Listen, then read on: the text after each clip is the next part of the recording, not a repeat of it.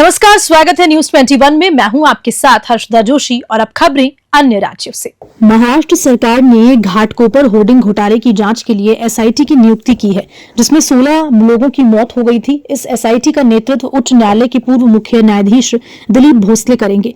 भोसले की अध्यक्षता में एसआईटी द्वारा इस मामले की जांच की जाएगी। बीजेपी नेता किरीट स्वाम्या ने मुख्यमंत्री देवेंद्र फडणवीस से एसआईटी को जल्द से जल्द जांच पूरी करने और रिपोर्ट जारी करने की मांग उठाई है। इस घोटाले में होर्डिंग गिरने के कारण एक बड़ा हादसा हुआ था, जिससे कई जानें गई और गंभीर स्थिति बनी है। मुंबई से बीरेन सोनी की रिपोर्ट।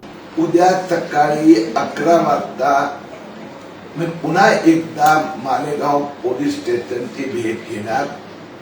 1000 बांगलादेशी रोहिंग्या यांनी कथा पद्धतीने खोटे पुरावे दिले, शपथपत्र दिलं आणि त्यांचा जन्म मालेगाव भारतात झाले असल्याचे जन्म प्रमाणपत्र मिळवण्याचा प्रयत्न केला, त्याचे पुरावे देणार आहे। काल रात्री माझे मुख्यमंत्री देवेंद्र फडणवीस जी यांच्याशी चर्चा झाली। महाराष्ट्रातला या सगळ्या बांगलादेशी रोहिंग्या ज्यांनी खोटे कागदपत्र देऊन महाराष्ट्रात जन्म झाल्याचे प्रमाणपत्र मिळवण्याचा प्रयत्न केला, या त्या सगळ्यांवर कारवाई होणार। मालेगाव पोलिसांनी 3 लोकांच्या विरोधात गुन्हा दाखल केला, दोघांना अटक झालेली आहे। सध्या ते पोलीस कस्टडीत आहेत। मालेगाव मध्ये 3977 असे बांगलादेशी रोहिंग्यांनी जन्म प्रमाणपत्रासाठी अर्ज केले आहे। त्या सगळ्यांना बांगलादेश पाठवले जाणार। या अभियानाचा पुढच्या टप्प्यात म्हणजे गुरुवारी मी अकोला आणि अमरावती या दोन्ही ठिकाणी 4800 बांगलादेशी रोहिंग्यांनी जन्म प्रमाणपत्रासाठी अर्ज केले आहे। त्या दोन्ही पोलीस स्टेशनला मी परवा माझी तक्रार सुपूर्द करणार। दुसरा एक विषय जो आहे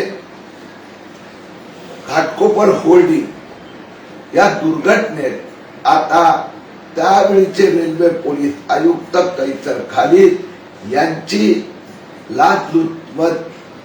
लाचलुचपत विरोधी खात्याने एंटी करप्शन ब्युरोने चौकशी सुरू केली आहे। मी तक्रार केली होती। कैसर खालिदने इगो मीडिया भावेश भिंडे यांना घाटकोपर पेट्रोल पंप होल्डिंगचं टेंडरही निघालं नव्हतं, कॉन्ट्रॅक्टही मिळालं नव्हतं, ते भ्रष्ट पद्धतीने दिला। त्याची परवानगी जेवढी होती 38 स्क्वेअर फीट, त्याच्याऐवजी 64 होल्डिंग उभारण्यात आले तिथे। दादर टिळक ब्रिज येथील पण 12 होल्डिंगचा इल्लीगल कॉन्ट्रॅक्ट दिला। भावेश भिंडेंनी कैसर खालिद परिवाराचे पार्टनर अर्शद अयूब यांना कोट्यावधी रुपये दिले, जे त्यांनी कैसर खालिदचा बायकोचा कंप्लीट ट्रान्सफर केले। ह्या सगळी माहिती डॉक्युमेंट मी बुधवारी एंटी करप्शन ब्युरोचे मुख्य अधिकाऱ्यांना सुपूर्द करणार। सर, बांगलादेश संदर्भात जे जन्मदाखले आले त्याच्यावर कारवाई झालेली आहे, वाटतं किती घातपात होऊ शकतो भविष्यात? कशा संदर्भात?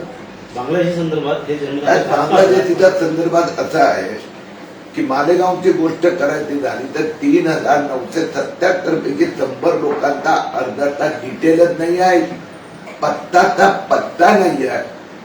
हे पाकिस्तानी असू शकतात, ISISचे असू शकतात, मुस्लिम टेरर ऑर्गनायझेशनशी संबंधित असू शकतात। एकंदर महाराष्ट्रात 2,14,000 लोकांनी अर्ज केले। हा देशाचा सुरक्षिततेचा प्रश्न आहे। महाराष्ट्रातले 54 शहरात 1000 ते 5000 अर्ज आलेले आहेत आणि म्हणूनच मुख्यमंत्रीजींना मी आग्रह केला आहे की याची पुढची कारवाईसाठी एंटी टेररिस्ट स्क्वॉड ATF ला यात सहभागी करून घ्यावे।